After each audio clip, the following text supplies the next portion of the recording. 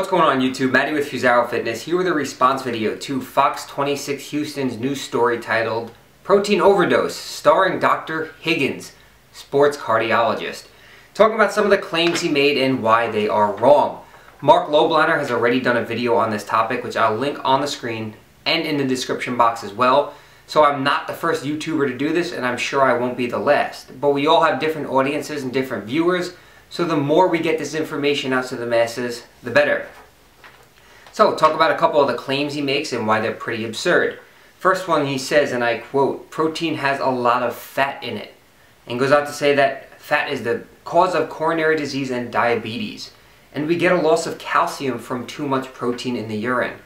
Well, listen to what he first says. Protein has a lot of fat in it. I'm not sure which sources of protein he's referring to, but I'm sure I can name 5 right now that have little to no fat, such as lean turkey, chicken breast, tuna fish, egg whites, and whey protein powder.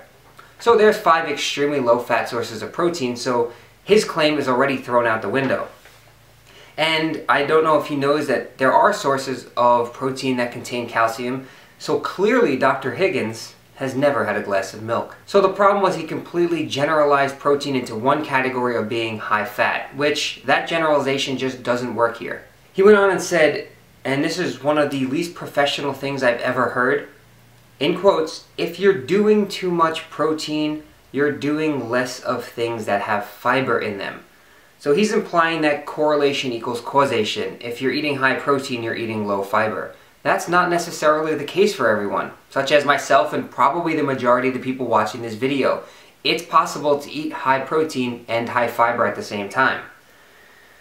He goes on to talk about protein recommendations for males and females. He says 56 grams per day for males, 46 grams for females. So what's the problem here? Again, he generalized protein recommendations for every individual as a whole rather than taking into consideration other factors such as age, height, weight, activity level. Are they sedentary? Are they lifting weights? All of these things need to be taken into account when trying to set macronutrient recommendations for each individual. The reporter goes ahead and says she's heard a recommendation that a proper portion of protein should be about a fist size. So a fist size piece of steak or piece of chicken breast.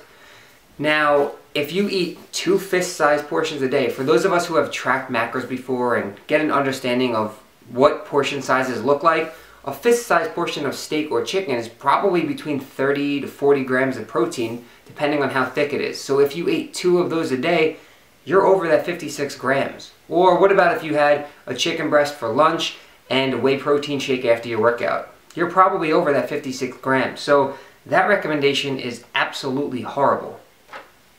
He says to do things in a balanced fashion. So to kind of wrap this up, let's just take a hypothetical situation. Someone eating 2,500 calories per day with 56 grams of protein per day if they are a male. Now they have over 2,200 calories left over, and those calories have to come from fat and carbs. So let's just throw out numbers. Let's say they're taking in their 56 grams of protein per day. Let's say they take in 300 grams of carbs per day. The rest of their calories are coming from fat, which to get to 2,500 calories, they would have to eat 120 grams of fat, which is, I'm sure, way more than they would need. So where's the balance there? So what I'm trying to say here is to pretty much wrap this up, is just because he has doctor in his title or he's a sports cardiologist does not qualify him to talk about nutrition. A lot of people hear doctor or see things on the news and take it at face value. They take it as being true and they go ahead and implement some of these recommendations and they end up doing more harm than good. So that's pretty much it. I'm not saying I'm some kind of expert, but I know enough to know that these claims are horrible and Dr. Higgins should do a little bit more research before he goes and spreads misinformation like this. So hopefully you enjoyed this video. If you did, please like it and share it with others. Make a response if you'd like. Share it on your Facebook page. Whatever you want to do. I appreciate the support as always, and until next time, I'll see you in the next video.